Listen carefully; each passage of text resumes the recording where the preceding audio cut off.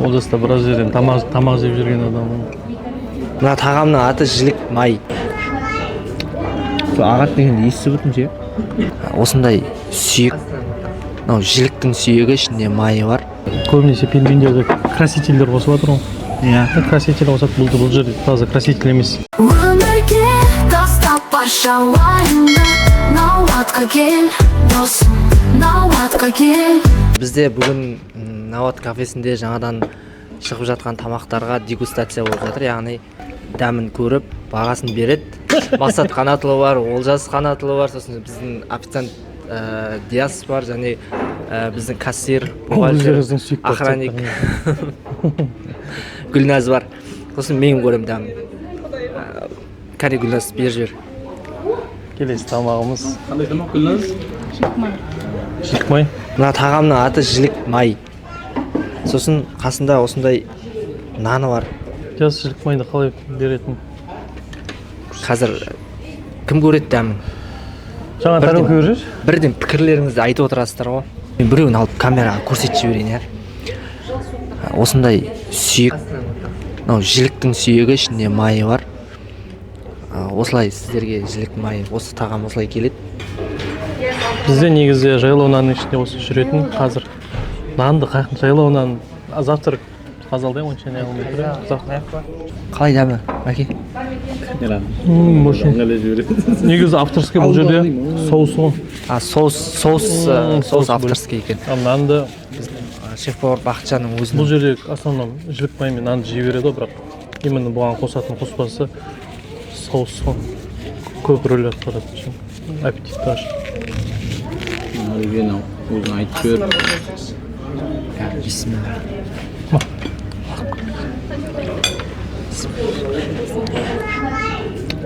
Ағат дегенде естіп отырмын ше. Бірақ жеген келіп тұр ма? Соусы шынымен дәмі күшті екен соустың. Енді жіліктің майын былай жеп жүр ғой негізі.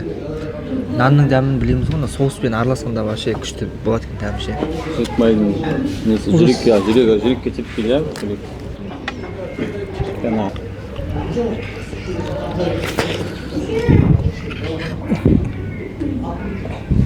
Жеп көр енді өзің. Өзің істегенсің, онша емес дейсің.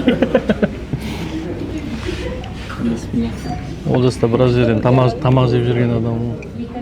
Әр кафені аралап. Тұзы барлығы, соустың тұзы бәрі өзінің орнымен. Бәрі бір-біріне үйлесіп тұр, нанның дәмі, соустың дәмі. Жақсы әдемі, машалла. Келесі тамақтарға да дәмін көріңіздер. Өмірге тастап барша уайымды, науатқа кел, досым, науатқа кел.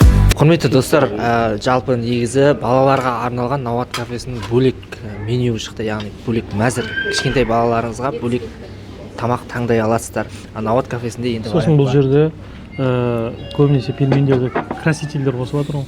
Иә. Краситель қосады, бұл жерде таза краситель емес. Сонда мына қызыл қалай? Свеклодан істелген. Свекло қосылған ғой, иә. Мынаған сарысына куркума, ол повардың өзінің несімен істелген. Таза табиғи нәрсе. Былай екен, мына краски емес, былай көрсетейінші. Мына қызыл цвет краски емес, бұл свеклоның түсі.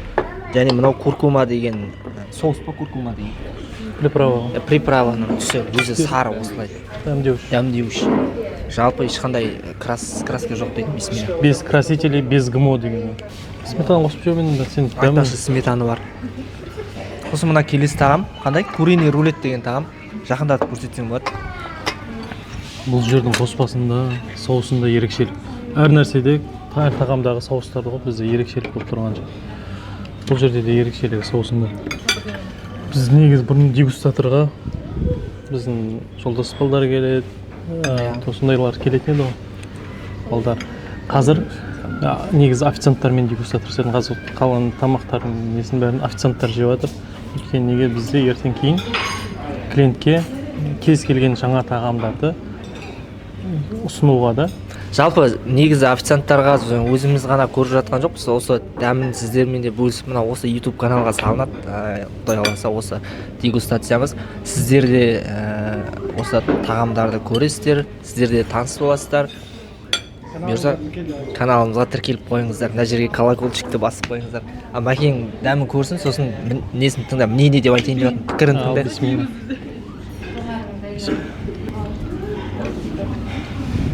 Әдемі андай диетада жүрген адамдарға болса жеңіл тамақтан, кешке асқазан ауырып жүрген адамдарға болса да өте жеңіл тамақ екен ше. Соусы да әдемі. Жалпы негізі бұл тағамдарды енді жалпы осы кафенің аспаздары осы дегустацияға дейін бірнеше рет жасап әбден дәмін дайындаған ғой негізі. Бірнеше жасағандары да бар, ішінде жаңағы бірінші жасап пельмен бірінші жасалып тұр деген нәрсе бар. Сосын жаңағы куриный бізде қате болып кетті, дұрыс піспей қалған екен деген сияқты. Соны бірінші рет істеп жатыр. Аны уже екінші мәрте істегеннен кейін бірінші істегенде өзіне несін айттық, комментарийларын түсіндіріп. Осыны реттеген екен. Әдемі болып тұр дәмі. Еще ортасында сыр бар екен. Жоқ, мен бір нәрсе айтқым келіп тұр да. Жалпы негізі Науат кафесіне жаңадан осы тағамдарды дайындайтын бір қалай айтады, аппарат дей ма, пеш дей ма, Параконвекционный пеш. Параконвекционный пеш алынды да. Армандап жүрген. Иә, сол жалпы негізі тамақтың дәмді шығуына қалай әсер етеді ол пеш. Енді жақында келді ғой, сол пеш арқылы осы тағамдар шығып жатыр.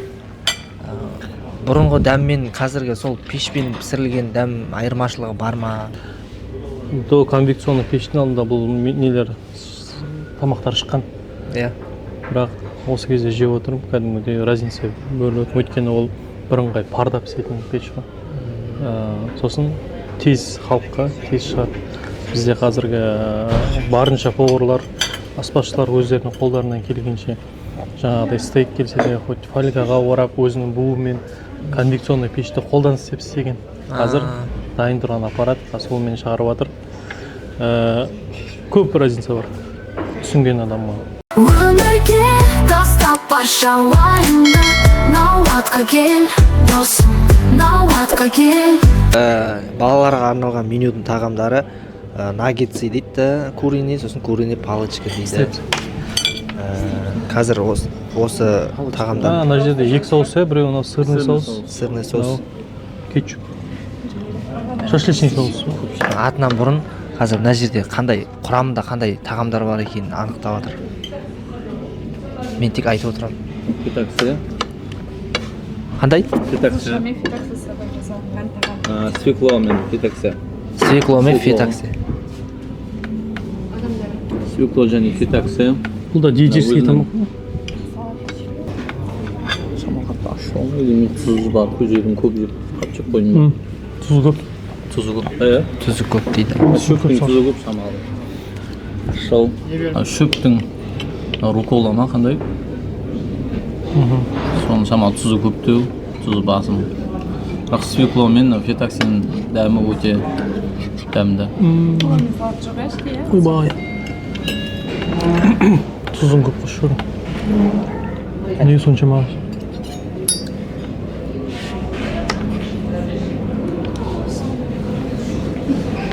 Фитакция.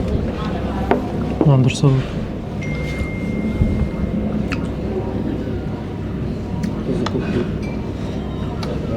да. Мына тағамның дәмін көруге келген.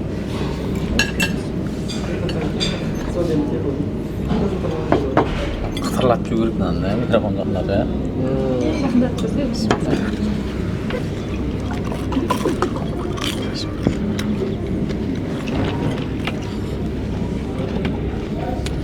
Машалла, мен негізі өзім чикенге жақынмын. Адамы сырный соусын өте дәмді екен, куриный палочка. Іші бәрі әдемі піскен.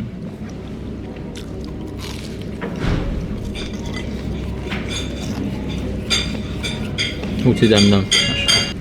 Я аш емес, детский балаларға арналған. Я өйткені асқазанға дәмді. Сосын Қатты ащы болмасын деп. кейбіреулері балаға беруге қорқады, қатты ащы болып. Өте балаларға да, үлкенге де өте қолайлы жеуге.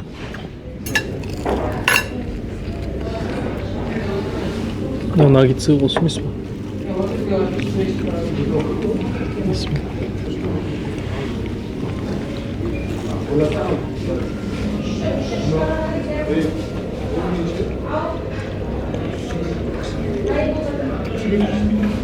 Көбінесе бізде доставкаға Собойға заказ береді ғой. Сол кезде Гүлназға звондайды, Гүлназ сол кезде точно дәмін айту керек та, түсінеді. Мынау сізге ащы керек болса, балдарға керек болса, наггетсы деген сияқты. Сол себепті де заказ алып отыратын. Гүлназды да қасымызға шақырып отырғанбыз. Ана палочкасы ащы емес, иә? Екеуінің дәмі бірдей. Мынау да ащы емес. Бұл жерде тек сырный соуспен жеп отырмыз ғой. Шашлычный соуспен жеп көрейік.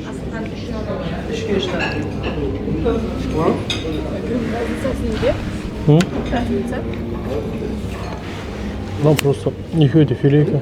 Стрепцин вообще. Мынау разница байқамайды ма? Разница онда байқалмайды, иә? Жалпы наггетсы деген мен енді не кухнядан тағамнан хабарым жоқ. Куриный дегенді білемін, наггетсы деген не ол?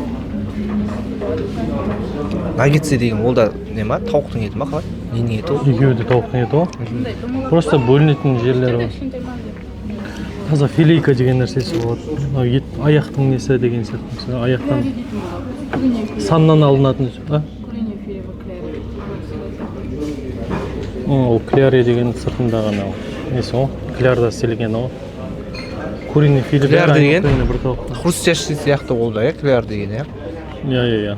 Өмірге тастап барша уайымды, науатқа кел, досым, науатқа кел. Аджапури. Қандай? Аджапури по-грузински. Аджакури ма, аджапури ма?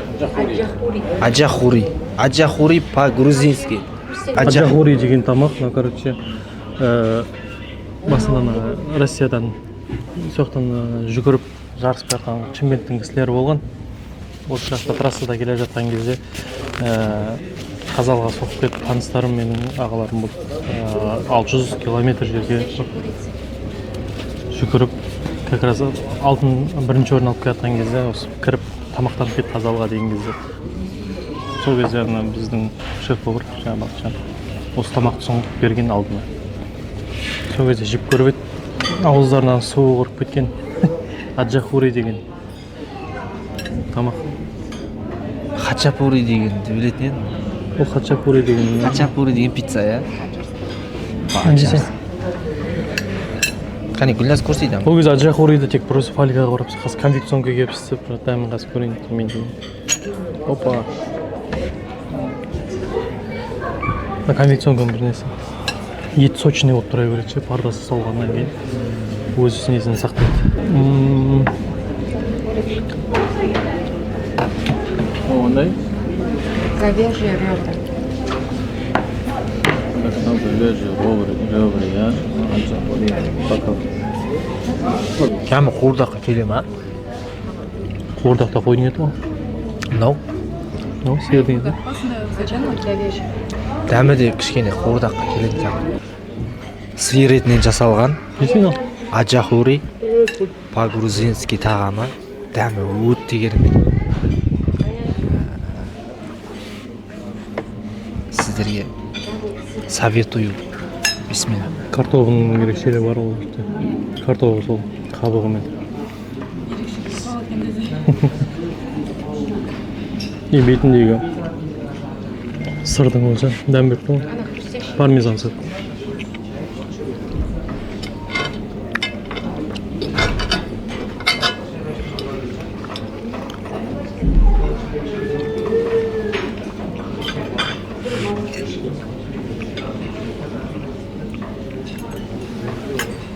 Істеп отқан кезде ше, одеколон иіскеп отқан кезде кофе иіскетеді ғой бірдеңе. Шаманы шатаспам үшін. Мына жерде асқазанымыз тазалап что-то. Иіскететін бірдеңелер жоқ. Қалай? Аджахури по-грузински. Дәмі өте жақсы. Тұздығы барлығы. Қуырдақты жақсы көріп, қуырдақтан басқа тамақ жегісі келгендерге жалпы өте жақсы. Картопында да өте ерекшелік бар. Андай шоққа пісірілген картоп өте жақсы, дәмі ұнады. Тұрма алдында басында жеген кезде, бұның алдында да тамақтарды көрдік қой. Иә. Мысалы жахуриді пісіріп берген кезде. Андай не болып еді? Қаттылық болып еді. Конвекционканың осы кезде көрініп жатыр. Разницасы. Ет деген ең оңай бөлініп жатыр да. И сосын шамалы сочность бар етте. Так, біз қазір қандай тамақты көрейін деп жатыр? Курица, хрустящий курица. Тағамның дәмін көрейін деп жатыр. Соуспен өте дәмді. Кисло-сладкий соус дейді. Бұл гарнирге пюремен де жүре ме, тек осы күрішпен жүре ме? Гарнир бізде ауса береді. Адам қалағанда күрішпен де салып береді, пюремен де салып беруге болады.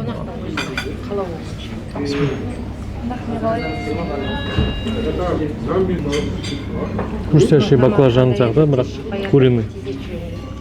Кисло-сладкий соусы бар. Әдемі майдаланған түрлі радио. Жүрекке де алмайды, қатты тұзды да емес. Орнымен бәрі. Өмірге тастап барша уайымды, науатқа кел досым, науатқа кел.